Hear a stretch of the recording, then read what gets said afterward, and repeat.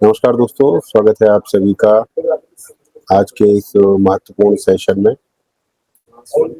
मेरा नाम है गुरुजी सुनील चौधरी और आज 4 अक्टूबर 2025 को बिहार की राजनीति में जो तांडव मचा है वो पूरे भारत की राजनीति को हिला सकता है। ठीक है, एक तरफ जो है हमारे अमित शाह पटना में कैंप कर रहे हैं, एनडीए की बंद कमरे में मीटिंग, सीटों का गणित और रणनीति की पूरी पटकथा लिखी जा रही है। और दूसरी तरफ प्रशांत किशोर ने बम फोड़ दिया है। जन स्वराज ने ऐलान किया है कि 9 अक्टूबर तक 243 सीटों पर अपने कैंडिडेट्स की पहली लिस्ट जारी करेगा। दोस्तों, ये सिर्फ चुनाव नहीं, ये है बीजेपी की सबसे बड़ी राजनीतिक मशीन बनाम जनता का सबसे तेज दिमाग। एक तरफ शाह जिन्होंने गुजरात, यूपी, महाराष्ट्र जिताया, तो दूसरी तरफ किशोर जिन्होंने मोदी, नीतीश और ममता तीनों को सत्ता दिलाई। तो सवाल है 2025 का बिहार किसका होगा, शाह का सिस्टम या किशोर की क्रांति। अमित शाह का बिहार दौरा सिर्फ औपचारिक यात्रा नहीं है, यह ऑपरेशन बिहार 2025। बंद कमरे में एनडीए की मैराथन मीटिंग चल रही है। जेडीयू मांग रही है 122 सीटें, बीजेपी चाहती है 100 से ज्यादा सीटें, एलजेपी को चाहिए 40 सीटें और एचएएम भी अपनी मांग रख रही है।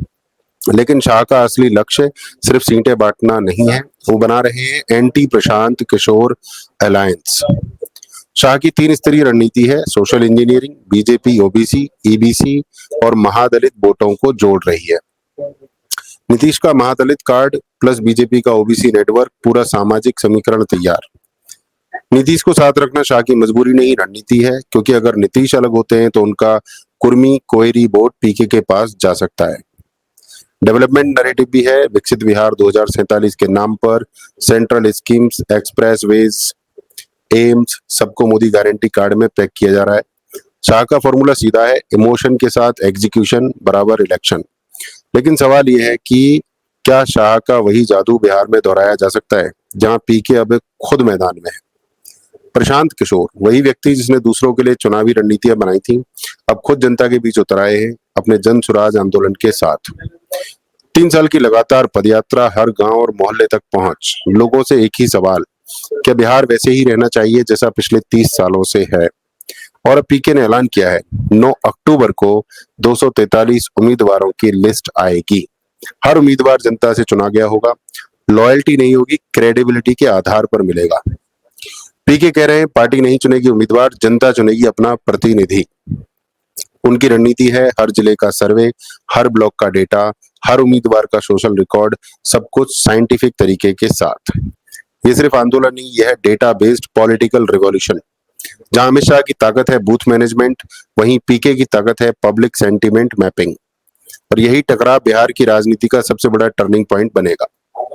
अब मैदान में है 2 चाणक्य, एक सत्ता के, दूसरे जनता के। अमित शाह ऑर्गेनाइजेशनल चाणक्य हैं, प्रशांत किशोर साइकोलॉजिकल चाणक्य हैं। अगर हम आधार की बात करें तो अमित शाह का आधार है सिस्टम और बूथ पावर, और प्रशांत किशोर का आधार है जनता और ग्राउंड कनेक्ट। लक्ष्य की बात करें तो अमित शाह देते हैं सत्ता की स्थिरता, और प्रशांत किशोर बात कर रहे हैं राजनीति का पुनर्जन्म। और अगर तरीके की बात करें तो अमित शाह का तरीका है कंट्रोल और कमांड, और प्रशांत किशोर का तरीका है डायलॉग और पार्टिसिपेशन। शाह कहते हैं इलेक्शन इमोशन से नहीं, एग्जीबिशन से जीते जाते हैं, और प्रशांत किशोर कहते हैं अगर जनता जाग गई तो सत्ता अपने आप गिर जाएगी। शाह का भारत है पावर इंडिया, पीके का भारत है पीपल इंडिया। बिहार अब तय करेगा क्या भारत सिस्टम को बनाए रखेगा या उसे बदलेगा। मीडिया कह रहा है मुकाबला एनडीए बनाम आरजेडी का है, लेकिन जमीन पर इक्वेशन बदल चुकी है। कुर्मी कोयरी वोट टूट रहे हैं, ईबीसी और महादलित वोट एनडीए की तरफ लौट रहे हैं, और इन सब के बीच पीके का आंदोलन जाति की दीवारें तोड़ रहा है। लोग क्यूरियोसिटी से नहीं, उम्मीद से जुड़ रहे हैं। कई जगह पुराने जेडीयू और आरजेडी कार्यकर्ता पीके के कैंप में हैं। मीडिया को टीआरपी चाहिए, लेकिन बिहार के लोग अब ट्रस्ट खोज रहे हैं, विश्वास। आज 2 बिहार दिख रहे हैं, एक जो कैमरे में दिखता है और एक जो जनता के दिल में पल रहा है। ऐसा लगता है पीके ने बहुत सारी मेहनत बिहार में कर डाली है, और फैसला 9 अक्टूबर को तय होगा, क्या पीके का जनबल एनडीए की मशीनरी को चुनौती दे पाएगा। 3 रास्ते हैं फिलहाल बिहार के पास और 3 भविष्य हैं। एनडीए विंस स्ट्रांगली, अगर एनडीए जीतता है, अगर नीतीश साथ रहे और शाह ने बैलेंस बना लिया, तो एनडीए दोबारा लौटेगा और पीके सिर्फ नैरेटिव चेंजर रह जाएगा। और दूसरा है पीके डिसरप्ट्स जेडीयू। अगर पीके ने जेडीयू के वोट बैंक में सेंध मार ली तो बीजेपी अकेले डोमिनेट होगी और नीतीश कमजोर एलाई बनेंगे। और तीसरा ऑप्शन है हंग असेंबली। अगर सबका असर थोड़ा थोड़ा हुआ तो नतीजा अधूरा होगा, कोई क्लियर मेजोरिटी नहीं होगी, फिर से वही पुराना खेल, दल बदल, सौदे और रातों की मीटिंग्स। बिहार तय करेगा कि क्या वो कंटिन्यूटी चाहता है या चेंज। दोस्तों, ये चुनाव सिर्फ बिहार का नहीं, ये भारत की आत्मा की परीक्षा है। अमित शाह का सत्ता की निरंतरता के प्रतीक हैं, प्रशांत किशोर परिवर्तन के प्रतीक हैं। अगर बिहार एनडीए को चुनता है, भारत कहेगा स्थिरता जरूरी है। अगर जनता पीके को मौका देती है, भारत बोलेगा अब जागरण शुरू हो चुका है। ये लड़ाई सत्ता बनाम जनता नहीं, यह है सोच बनाम सोच। शाह का भारत है कंट्रोल वाला भारत, पीके का भारत है पार्टिसिपेशन वाला भारत।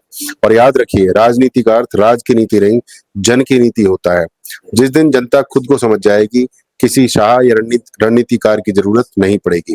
दोस्तों, मैं हूं Guruji Sunil Chaudhary, digital success coach और आपके विचारों का साथी। अगर आप भी भारत के इस डिजिटल और थॉट रिवॉल्यूशन का हिस्सा बनना चाहते हैं तो डिस्क्रिप्शन में दिए गए लिंक से मेरा free digital success course join करें या सीधा मुझसे अपॉइंटमेंट फिक्स करें। जय सनातन, वंदे मातरम। और आप बताइए कि प्रशांत किशोर के चांसेस कितने हैं जीतने के, और अमित शाह कितनी भारी बहुमत से जीतने वाले हैं, क्योंकि आपके विचार ही सबसे ज्यादा महत्वपूर्ण है। बिहार की राजनीति को जानने के लिए जुड़े रहिए, सब्सक्राइब कीजिए, वीडियो को लाइक कीजिए और शेयर कीजिए। नमस्कार, जय हिंद, जय भारत।